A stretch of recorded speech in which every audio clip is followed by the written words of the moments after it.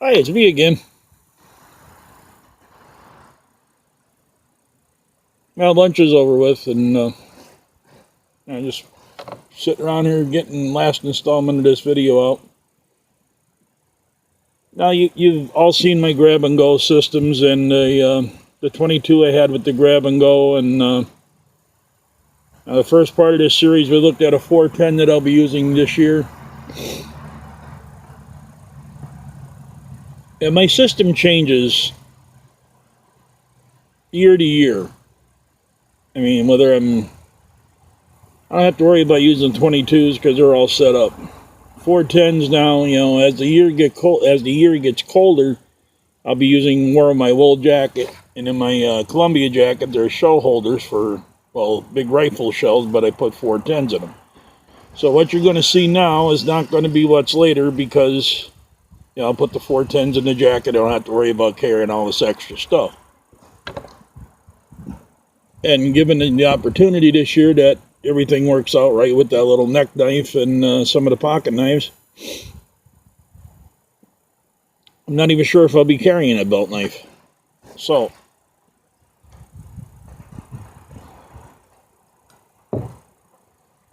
now I use mostly leather because I love leather. But for a hunter,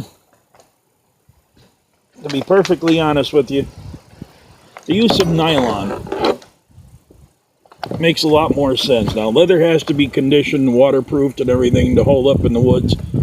Once it gets wet, it's hard to dry. Now, I know how to do it because I've been doing it for years, and you probably do too. But once it gets wet and everything, it's really hard to dry, and then it gets stiff. You got to recondition it and everything. So, possibly the nylon aspect for your hunter, bushcrafter, woodsman. Leather just gives me more of a feel of being back in the day of the woodsman rather than the sportsman. Let's put it that way. Nothing wrong with sportsmen. It's just that, they use a lot of nylon and stuff like that where I like backing up in the old days. It's not uncommon to find me out there with my frock coat on, a slouch hat with an orange bandana on it, and wool pants and the whole 9 yards. That's the way I enjoy hunting anymore. Now it's not so much about the kill and the hunt and everything as it is the enjoyment of the hunt. Sitting down, having a cup of coffee, and to be honest with you, I'm the only one in my house that eats game. So a lot of times I'm just taking my equipment for a walk. And I realized this year that I've eaten 20 squirrels and a whole deer myself. So my killing might be severely down, where my hunting might be really up. So it's all a conscious decision on you. I'm not telling you what to do. But where we're at right now is here's my hunting belt. These are all leather pouches. These are made by Texas Shoemaker and Son. That's the name of the company. What this really is a handcuff case. But I found out that it will hold a couple dozen 410 shells. And it holds them well. And it's a small package that goes on my belt. Now, of course, the belt is leather, and I used to have 410 loops sewed in to the belt, but like I said, later on in the year when it gets cold and you have to put on clothes and everything else, reaching under your clothes to grab shells and everything is a pain in the butt. So I kind of reworked everything because that's what I used to do. And this here's my fire bag. You've seen this on one of my leather videos. Most all my leather is done by Bloomfield Leather and Trading Company. It's Kevin Campbell. You can find him on Facebook. It's Bloomfield Leather and Trading. Kevin does custom orders and he does phenomenal work. I mean, it's phenomenal work. So if you're in need of some more of the other products, get over to see Kevin and we'll see what we can do from there. Now, that's the bag, and that's the twine. This is my fire kit. This is my flint and steel kit. Wallet, once again, made by Bloomfield Leather and Trading Company.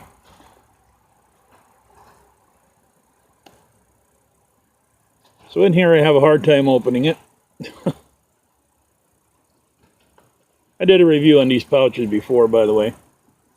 But in here, anyway, I got my piece of flint. I got to figure out how to thin that out. I'm not quite sure how to do it, but thank you, Andy, for that. I got some charred lamp wicking, which is my preferred method of doing things. Don't like char cloth so much, but I'm going to have to make some. I'm trying to get the bottom pouch open. It's kind of tight. In here is my striker. This is a hand-forged striker by Joe Eisen. You can find him on Facebook too. On eBay. I think this was $11. Joe Eisen makes some S-hooks for chains and strikers and a bunch of other stuff. But he does really good work. And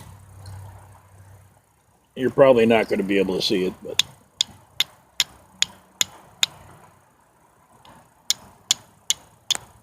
yeah, maybe you can. That was a pretty bright one.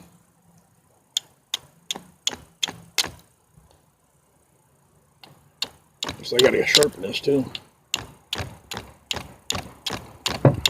Yeah, there's a bunch flying there. So it works. It's a great little kit. Now with Kevin makes now this pocket that the flint's kept in. There's another little pocket here where you could put a bag of char cloth and stuff. Stitching is absolutely heavy duty.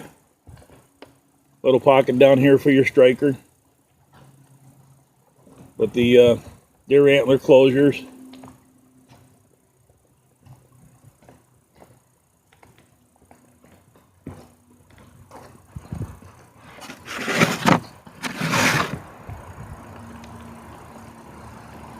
We just had a bear move through here in between videos. Two cubs came down the back behind the pond there, and they were cubs and they were big. Should be a good year this year. So yeah, that's the flint and steel kit and the leather wallet. Now what else do I carry in here? Carry a bundle of jute twine mixed with some char cloth. It's all fluffed up, ready for a tender bundle. I also carry an Altoids kit that's got birch bark, char cloth, or not char cloth, but charred punk wood, some birch bark, some fat wood shavings. It's all wrapped up with the bank line for bow drills. Carry some big pieces of fat wood, Bic lighter, and a backup ferro rod. That's what I carry in my fire bag. That's all I really need, to be honest with you. I've seen some guys carrying fire kits that should be taken up as backpacks lately, and although nice, you really don't need them, guys. You carry some jute twine with you, some fire extender, and you know, that little char cloth or that little Altoid tin of punk wood and whatnot. You really don't need to carry like a half a backpack of fire starting stuff with you.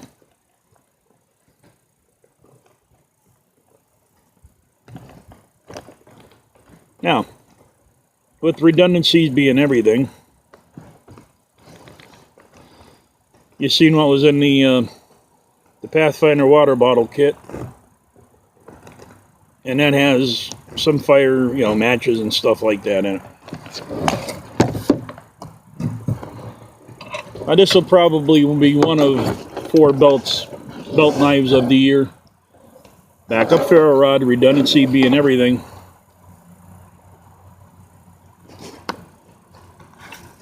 My TRC is going to be going with me most of the year. And I got some other ones I'm going to try, as I said, and the pocket knives. And by the end of the year, it could be just down to the pocket knives because, well, unless you have a dangler system that hangs below your coat, they're a pain in the butt. Now, the knife sheath itself, the knife sheath was made by CFK Customs. I believe they're out of England. It can be carried horizontal or vertical. On the back here, there's a bunch of different ways you can carry this high. This is the dangler that I haven't put on because I don't use it. And they have these detachables, these straps that run around so you can carry it vertically on your belt. Now, I'll be perfectly honest with you. I didn't pay a whole lot of money, but it was enough for this sheath and their junk. There used to be a pocket here, if you remember in the last couple of videos. That fell off. The retention system fell off. I had to sew it on. So, I might be looking for a new sheath for the TRC because I don't want to be going through the woods and have the stupid thing break off my belt and never see it again. So that's my belt. And like I said, through the year, we have to wear orange here in Pennsylvania. Now for deer season I go with a backpack because I'm a stand hunter and I go with a backpack that I can put, a coffee in, and I put a grabber blanket in there, an orange one, because you have to wear orange. But if it gets really cold, and I've been out deer hunting when it's like -7 here in Pennsylvania, if it gets really cold like that, you can throw the grabber blanket around you or put it underneath it to sit on or whatever. And so deer hunting's a whole different operation for me. It's not a enjoyment thing. I'm out there to hunt. So I pack a backpack. I have a thermos in there of coffee, and I carry the stove and everything still, and the water bottles, and just my drag cord, which is mule tape. If you go over to C&D Firearms, that's Chris Wood. He has mule tape on his website for sale. You get a pretty good hang of it. I think there's 50 yards of it in there, or 40 yards of it for like $8 or $9. I bought 2 hanks off of them, and did a hammock up and a bunch of other things, and I'm still not out of mule tape. Actually, I haven't even busted into the second hank yet. But I did get a grabber blanket off him. He sold them for, I think they were $18. And used it the other night here when it was down in the low 50s, and it kept me toasty warm, like where I had to take it off. So years ago I used to have a piece of orange vinyl that I literally spray adhesived a Mylar blanket to, and that's what I used to use in the woods for deer hunting. I'd wrap it around me. It became a poncho. It became everything, and that worked really good. So grabber blanket will work good. I know it will. So this is one of the last parts of, we'll call it the pre-hunting season, I guess. And I want to thank you for your time and your patience. I hope you enjoyed it. And not saying this is the last part, but this is one of them. So I hope you all enjoyed it, and we'll see you on the next one. Thank you for your time and your patience.